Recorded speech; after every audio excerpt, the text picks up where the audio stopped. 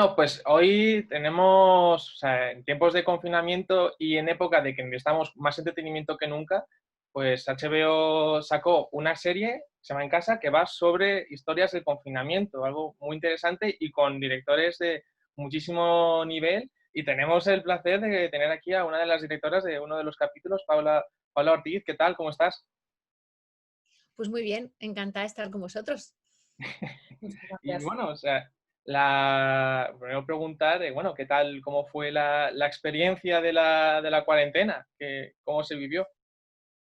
Bueno, la cuarentena en particular, supongo que como todo el mundo, bueno, cada uno con sus particularidades, pero pues yo creo que con muchísimo desconcierto y bastante angustia la primera semana y la segunda, para mí la verdad es que yo tengo un niño pequeño, fue bastante fuerte. Luego ya yo creo que hemos hecho un esfuerzo todos de renuncia y de adaptarnos, que bueno, pues fuimos llevándolo también. A mí, como en la primera semana, la segunda, me propusieron este proyecto de HBO y ya fue todo pues una especie de catarata porque había que sacarlo en poquísimas semanas y tenía una dificultad muy fuerte. En nuestro caso, yo creo que, bueno, cada uno con sus problemas, ¿no? Cada uno con sus, porque, bueno, rodar en casa solo con un móvil, yo no podía hacerlo en mi casa, tampoco estaba con actores en nuestro caso, entonces surgió la posibilidad de rodarlo a distancia. Pues ya fue toda una especie de vorágine, como cuando ruedas, lo que pasa que delante Complicado, de la ¿no? pantalla del Zoom, como aquí, o del Skype, como estamos ahora, ¿no? Entonces, ha sido una pesadilla en muchos momentos, ha sido un viaje maravilloso con las chicas porque han sido unas auténticas bestias de resistencia, de actitud, bueno, de cómo han rodado, de entrenamiento para rodar y grabar y ver cómo hacerlo. No sé, ha sido una experiencia muy única que personalmente no quiero volver a pasar. Quiero rodar como mandan los cánones. Pero ha sido muy interesante, muy interesante y muy enriquecedora. Yo creo que para todas. La hemos hecho entre 4 y las 4 coincidimos en que ha merecido la pena y que en cierta manera nos ha salvado la cuarentena.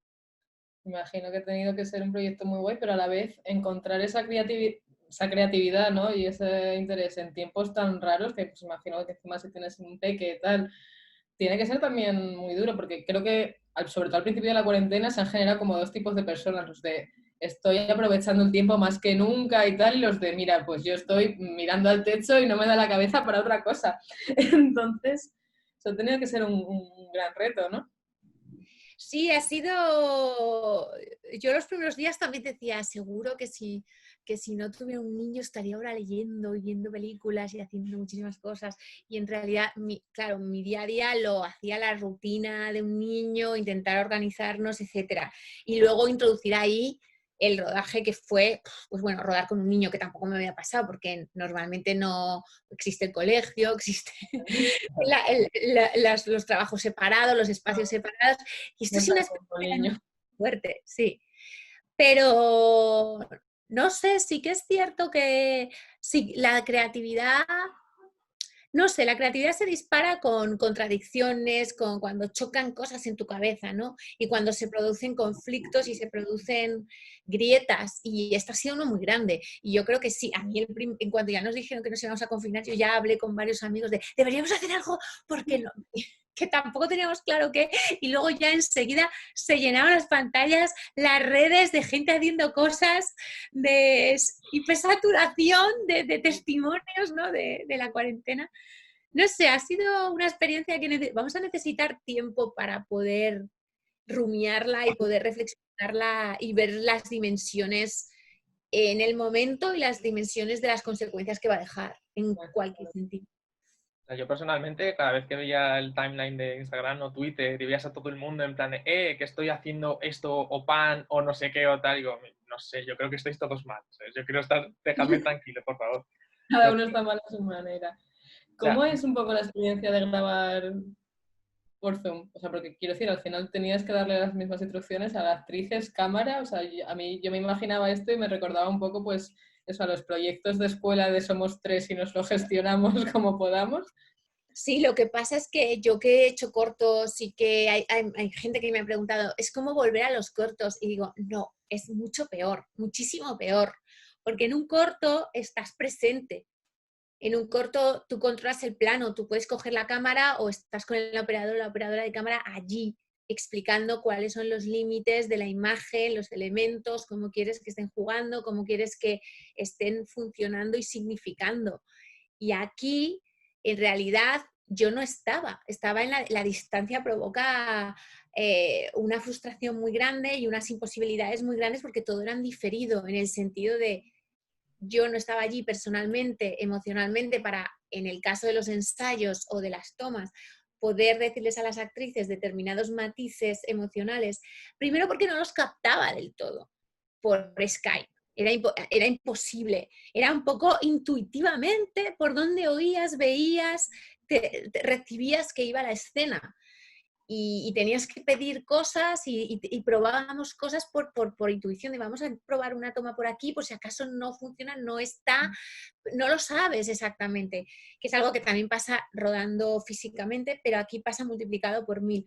Y en el caso de lo técnico, muchísimo más, porque en la parte, aunque pudiera parecer que la emocional es más delicada, que lo es cierto que con Celia Freixeiro y con Julia de Castro, que han sido las dos protagonistas, hemos tenido una comunicación tan buena, tan bonita, tan divertida, tan cómplice, que la parte emocional ha sido más fácil. Y de hecho esto ha salido porque ellas han tenido un compromiso, una fortaleza, una implicación, se han echado encima todo lo que había que hacer, o sea, todos los departamentos se los han echado encima ellas y Milena Suárez, que era su vecina, que es quien ha llevado la cámara. Y es quien se ha hecho los tutoriales del móvil que teníamos, que nos enviaron un móvil.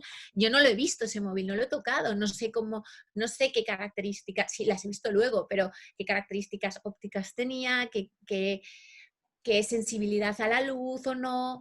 Y ha habido, claro, problemas, bueno, y repeticiones técnicas y yo no ver exactamente cómo era el plano hasta que por no detener el rodaje, por la noche me lo subían todo etiquetado y yo lo podía chequear, pero ya tarde. Si había que repetir era al día siguiente o dentro de unos días cuando encajemos en el plan de rodaje otra cosa. No sé, ha sido un proceso muy marciano. Bueno, Porque además, ¿cuánto tiempo tardaste en elaborar el capítulo? Pues nos dieron muy poco tiempo porque la razón un poco de y la semilla de este proyecto era que fueran relatos de relaciones personales contadas en primera persona, contadas desde casa y con un móvil, con todas las restricciones del estado de alarma y con todas las presiones que llevábamos, latentes o no tan latentes, externas e internas, mientras duraba el estado de alarma. Entonces nos dieron como una semana para escribir el guión, 2 semanas para rodar, que al principio dijeron una semana, pero acabaron siendo 2 semanas porque nadie llegaba, pues no nos daba tiempo, y otras 2 semanas para postproducir, para editar sonido, hacer ajustes de color, de imagen, etcétera, toda a distancia con los técnicos cada uno en su casa y trabajando desde su casa y funcionando pues bueno, pues por Zoom y por envíos de material, y en total pues son como 1 mes y 1 semana fue la cosa. 7 semanas, 6, no llegaron a 7 semanas. Pero una pregunta que a mí me llama la atención es que cuando a ti te llama, HBO se pone en contacto contigo y te propone esto, a la hora de elaborar una historia con estas limitaciones, de decirte, solo puedes tener estas localizaciones, no puedes salir de casa o tienes estas limitaciones técnicas y tal, ¿es más de coartan más a la hora de crear o te ayudan porque dices, bueno, como ya no puedo hacer esto, me puedo concentrar en estos puntos? Ese es un debate que ocurre siempre, no solo ahora. Nunca tienes todo lo que quieres. Nunca. Para rodar. Nunca. Y un día le leía yo una entrevista a Spielberg en el que él decía cómo él no tenía lo que quería. Yo digo, pues no tiene Spielberg, no tenemos nadie. Realmente, cuando tú estás trabajando un relato, siempre la cabeza imagina mucho más.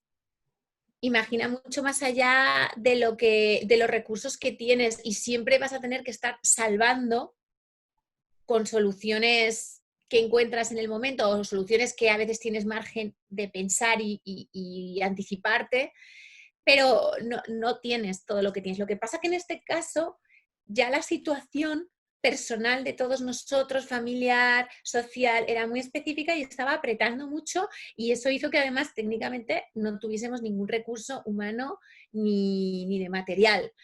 Y es algo que también te das cuenta que tanto en los rodajes normales como en un rodaje como este, que sí que era una carencia absoluta de todo, de la propia dinámica de trabajo, de todo, a veces la propia restricción. Yo tengo un amigo que dice que la libertad absoluta es enemiga del proceso creativo, porque cuando puedes hacerlo todo, no haces nada. A veces no haces nada, te bloqueas. Y cuando hay un clic, un deadline, te pones las pilas. O sea, entonces es algo que es cierto, que yo creo que nos pasa a todos, cada uno y en cada proceso y en tanto si te tienes que escribir un texto como si tienes que hacer un corto o si tienes que hacer un largo, que necesitas la limitación también y los límites y para ponerte en marcha y para solucionar en relación a eso. Y es cierto que a veces surgen mejores soluciones. Eso es cierto. O sea, es Pero a verdad. veces no. Deadline que Está muy bien, pero mejor no repetir la situación, ¿no? Claro, es que esta serie tiene, o sea, en el buen sentido, o sea, lo disfrutamos, pero también, en cierto modo, no queremos que haya una segunda temporada porque quiere decir que aún seguimos en casa. Entonces, queremos salir. No queremos segunda temporada, no queremos nada. No. A mí todo el mundo me decía, ¿pero esto repetirías? Y yo, no. De hecho, surgió un proyecto parecido y me propusieron y dije, no. Yo acabo de hacer esto ya. Y es muy frustrante. Es muy frustrante. Yo tengo una duda, claro, me imagino que es también algo que favorece bastante pues, el no poder estar allí dirigiendo, ¿no? ¿Hasta qué punto hay partes de improvisación? Porque he visto que también el guión lo habéis hecho entre las 4 y tal. Me parece que hay momentos de las actrices de sororidad y que es que son muy reales, muy increíbles, con una comedia dentro de lo chungo que es todo. Bueno, el momento este del fitness que parece, como decía aquí mi compi Alberto, parece que está haciendo un exorcismo con el libro de autoayuda. Me parece que son momentos Parecía un exorcismo. muy auténticos. ¿Hasta qué punto crees que esta situación ha podido favorecer a las actrices a lo mejor a que improvisen más o den más de cosas que a lo mejor tú en un rodaje, al tenerlo más controlado, no dejas ese espacio? Yo creo que eso sí que ha jugado mucho a favor. Primero porque ellas viven juntas y son amigas desde el colegio mayor, desde hace muchísimos años, se conocen perfectamente, tienen una complicidad muy brutal. Y ellas estaban, aparte de conocerse tan bien y ser tan complementarias, es una historia que hicimos entre todas con muchos elementos muy nuestros, muy autobiográficos, de experiencias compartidas. Hay mucho de ellas, entonces eso favorece a que surja la vitalidad real. Y luego hay algo muy importante que ha pasado aquí, y eso sí que ha jugado a favor de esta complicidad, que es lo más importante de la historia, para mí es lo que hace que tenga vida, si no, no tendría sentido, es el hecho de que estábamos en completa intimidad. Estaban ellas tres y yo en el Skype. Entonces, cuando tú no estás rodeada por un equipo de 40 personas, todo el mundo mirando, todo el mundo sabes que ejerciendo cierta presión, no solo por la observación de los demás, que le quita intimidad a las posibilidades de una escena, sino porque todo el mundo está haciendo su trabajo, todo el mundo se molesta, necesita ejercer su parte creativa y eso hace que un rodaje tenga un orden, exija un orden extremo como un quirófano o tenga a veces una especie de jerarquía militar, porque la tiene, porque debe ser así para que pueda funcionar, pero le quita las posibilidades de frescura, las posibilidades de improvisación y la intimidad. Y esa intimidad que han tenido ha ido muy, muy a favor. Y es algo muy bonito que también, por ejemplo, la intimidad y la facilidad de decir, vale, no tenemos de nada, pero si nos da la gana repetirlo ahora otra vez, por tercera vez, la misma escena la vamos a hacer de otra manera completamente distinta. ¿Por qué? Porque no nos convence y en total estamos nosotras 4 y son las 11 de la noche, lo hacemos otra vez, hasta las 2 de la mañana. No estamos molestando a nadie, no hay un equipo al que, ni una producción, ni una presión económica, etcétera, que te esté cortando eso. Entonces sí que ha habido una serie de elementos que han provocado que toda esa complicidad y esa vida que ellas tienen surgiera sin presiones y, así, y ellas, y sobre todo las ganas de ellas y la actitud, que ha sido muy generoso. Entonces, todo eso sí que ha ido a favor. La verdad, es verdad, la verdad que cuando comenta Lucía lo de la escena del exorcismo, o sea, yo no me perdí, en plan yo me reí muchísimo, la verdad. No conocía al autor, aún no lo he chequeado. Y bueno, una pregunta también que como me llama la atención es, al hacer esto es más como tontería mía, pero al haber hecho este proyecto en paralelo con otros directores, Leticia Dolera, Sorogoyen, o sea, me pregunto, ¿había un grupo de WhatsApp en plan de todos reunidos, en plan de chavales, cómo vais con la movida? ¿Vosotros cómo lo estáis llevando? ¿No? Es como... Lo había. Primero empezamos a hablar Leticia y yo. Hablé primero como momentáneamente por chat con Sorogoyen. Nada, cuando empezamos, ¡ay, qué bien, venga! Y ya cada uno es locura. Luego Leticia y yo, cuando empezamos a entrar en Barrena, empezamos a mandarnos larguísimas notas de voz.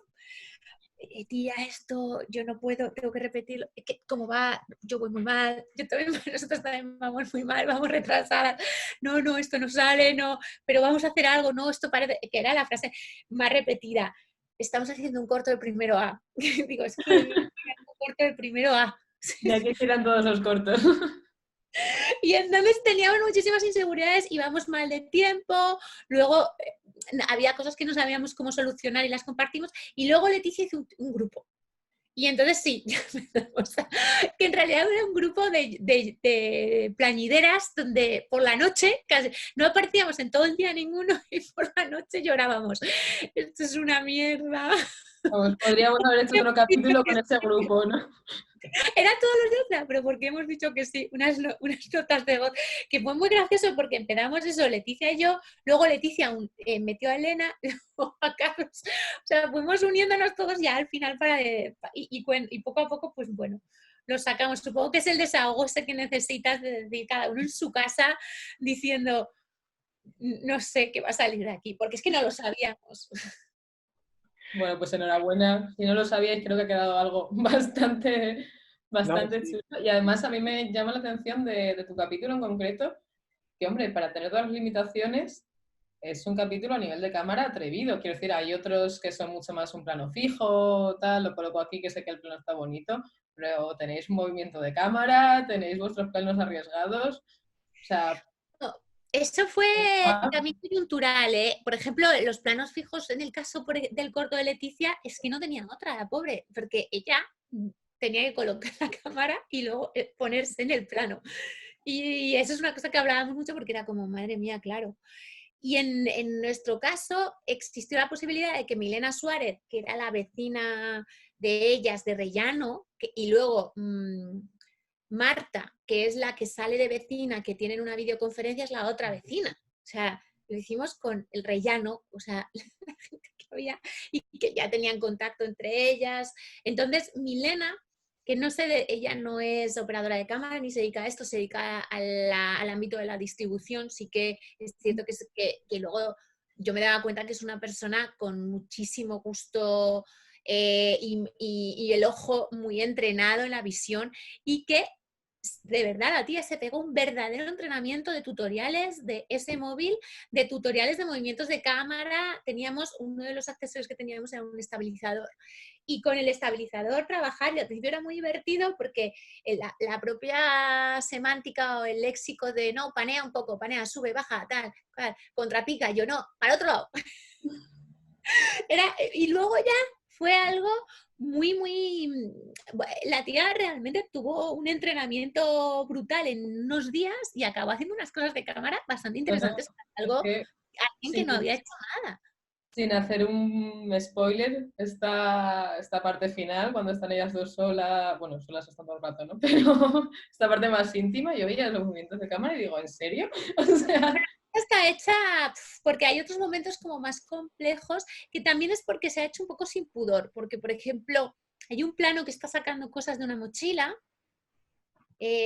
Julia, el personaje de Nuri, que está diciendo, ¿es sabía que había una pandemia? ¿Qué Pedro Sánchez ni qué Pedro Sánchez?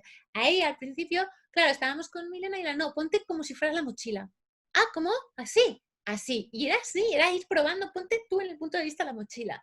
Ponte tú en el punto, cuando estaban con, por ejemplo, haciendo con el exorcismo, ponte bajo la mesa. Ponte bajo la mesa que si no, no vas a ver a Julia cuando la arrastra y era ir probando y como ella también no tenía ningún, o sea, no ha tenido ningún miedo, la verdad es que ha hecho un trabajo brutal. Y en la escena final, es una escena que rodamos 3 veces con distintas luces porque el problema era que nos daba una calidad de imagen nefasta en la oscuridad y necesitábamos oscuridad.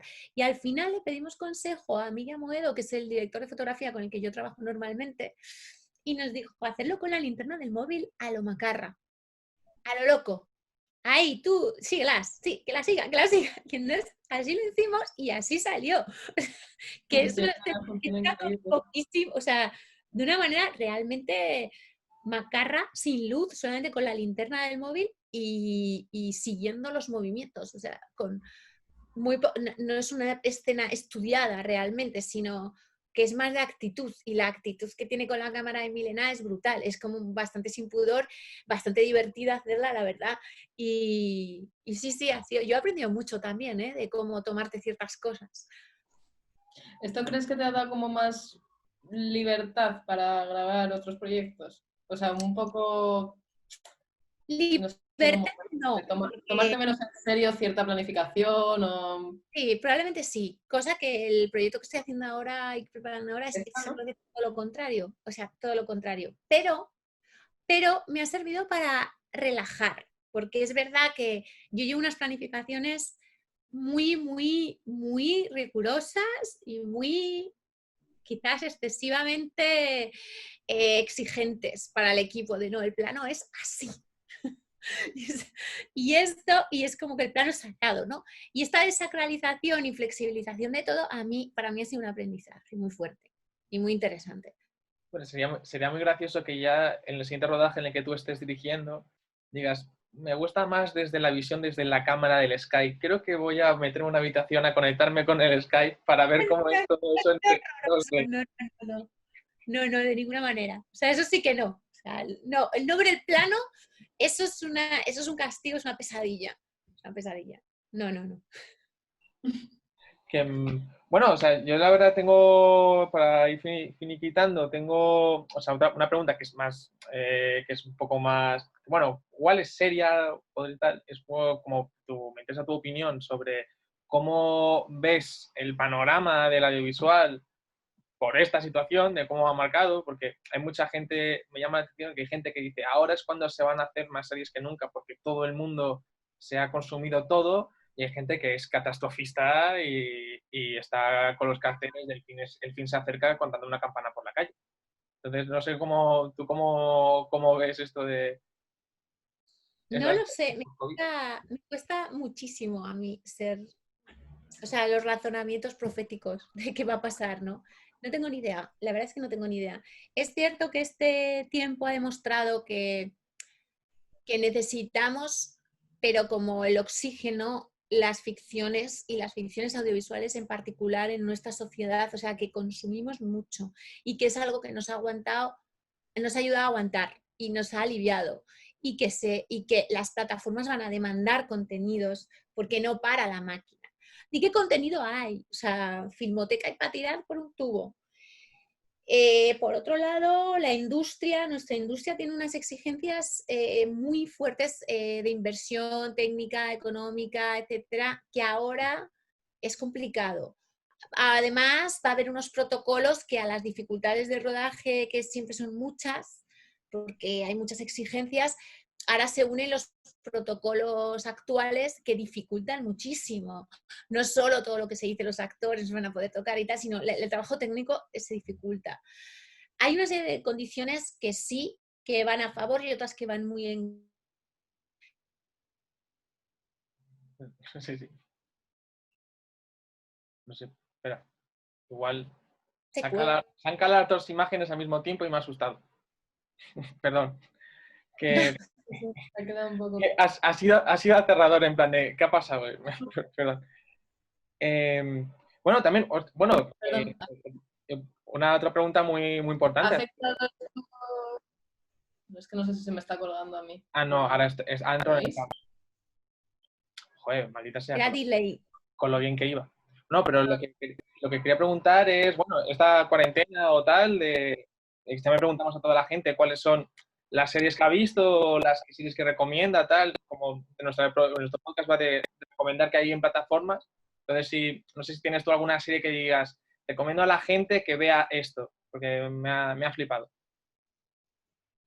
Pues mira, la verdad es que como he estado muy metida en esto, no he visto tanto como en otros momentos. Y lo que he visto el otro proyecto que estoy preparando ha sido mucho cine clásico en blanco y negro, con lo cual no he sido como en otros momentos. Sí es cierto que me ha gustado mucho, mucho, mucho, mucho, mucho. Bueno, el arranque, luego no, pero el arranque me encantó de Run. Ah, De, de Sí, Run me gustó mucho. totalmente. Qué bajó en el final, pero que Mira, queda me encantó. maravilloso. El último capítulo es como, ¿por qué nos hacéis esto? Cuando tiene un arranque tan espectacular el primer capítulo, que me dejó que esto está hecho para mí. Es claro que yo necesitaba ahora mismo. Totalmente de acuerdo.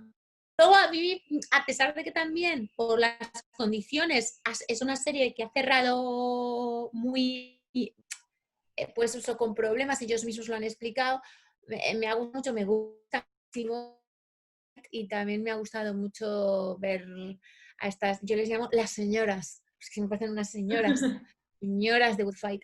Me han gustado mucho también. ¿Qué más he visto? Es que no he visto tantas series porque he visto en este tiempo, por exigencias del trabajo, he tenido que ver más películas, más cine, y no he visto tantas, pero bueno, Ran me gustó mucho este arranque y me gustó mucho, y me ha gustado ver eso, la última de Good Fight, que es que yo es una serie que defiendo muchísimo, de Good Fight.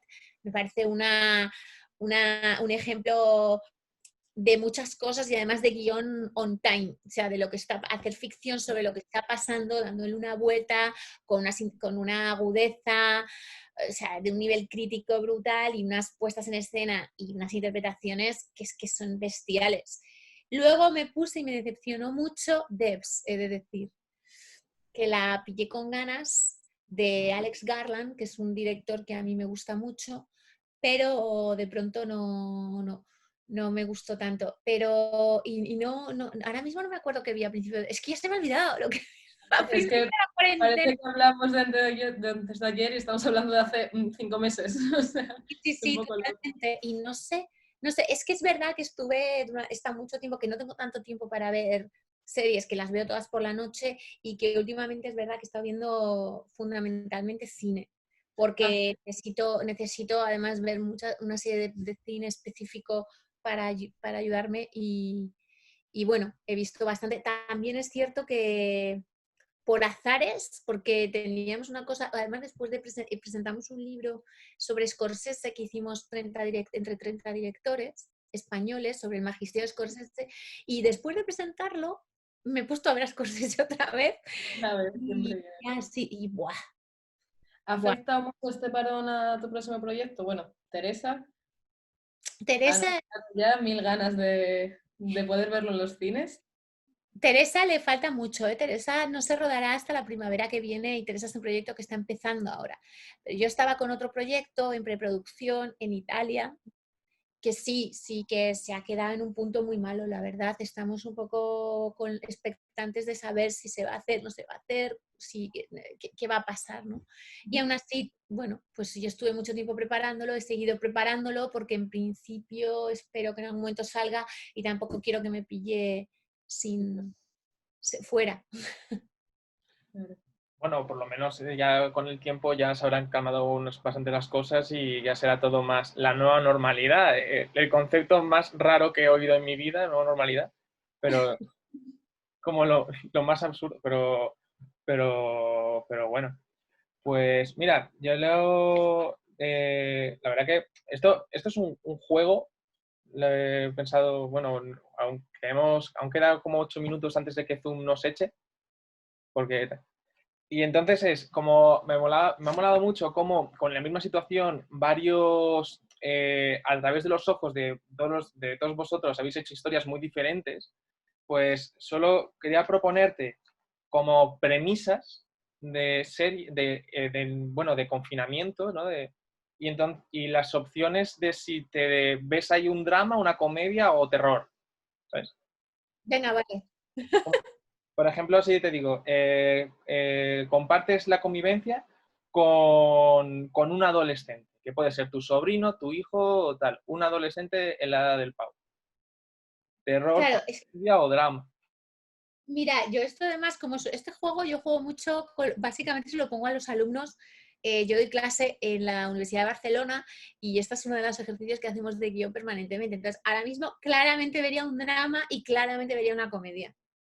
El terror en este caso, que también podría darse, porque también puedo ver Algo pasa con Kevin aquí, pero quizá me decantaría por la comedia. Y si el adolescente quiere empezar a hacer trap y su sueño es convertirse en un cantante de trap y empieza a practicar en el baño. Más comedia todavía, o sea, ya... Plastic comedy. Pues bastante, sí. Luego tengo, este me gusta mucho. Pasas la cuarentena solo con Alexa y al día 30 ya te empieza a contestar de muy mala manera. Terror. Terror, terror, como por ejemplo, Alexa, ¿qué hora es? En plan, son las 3:15 de la mañana, déjame ya en paz. ¿No? Vale. Ahora lo Alex Garland, terror. Germal. La verdad. Luego, este también me hace, tu vecino, que supuestamente es médico, sale todos los días a aplaudir a las 8 y dices, no es médico, no debería estar ejerciendo. Y le ves todos los días. Y empiezas a sospechar. Pues también haría terror. Como En este caso, sí, esa sospecha me llevaría más al terror que al drama. A la comedia no la veo aquí. No estábamos para reírnos de eso, ¿no? Todavía al menos. No. Y bueno, yo creo que para mí ya sé ya cuál sería esta. En plan de puro aburrimiento, creas la receta del bocadillo perfecto y ya no quieres comer otra cosa. O sea, solo quiero comer eso. No, tal. Y entonces yo ahí lo vería un drama, la verdad. Pero Es un drama, pero cabe la comedia y cabe el terror ahí también, ¿eh? es verdad, ¿eh?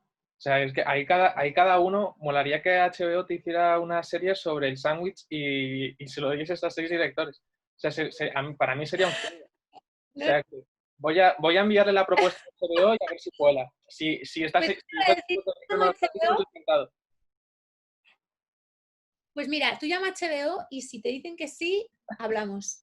Yo El estoy bocadillo. abierta completamente. Perfecto, ya tenemos plan. Bueno, muchísimas gracias por este rato de tu nueva Gracias a normalidad. vosotros, un placer. No, en serio, muchísimas gracias y bueno, o sea, estamos deseando ya poder que ya llegue el momento para ver tu próxima película y bueno, esperemos y bueno, queremos que sea la nueva normalidad lo más amena posible. Ojalá la próxima ya sea porque estamos en vida normal, que no sé si será normal, y con proyectos normales, que tampoco espero que no sean tan normales. Paula, Perfecto. muchísimas gracias. Paula. Muchísimas gracias a vosotros. Cuidaos.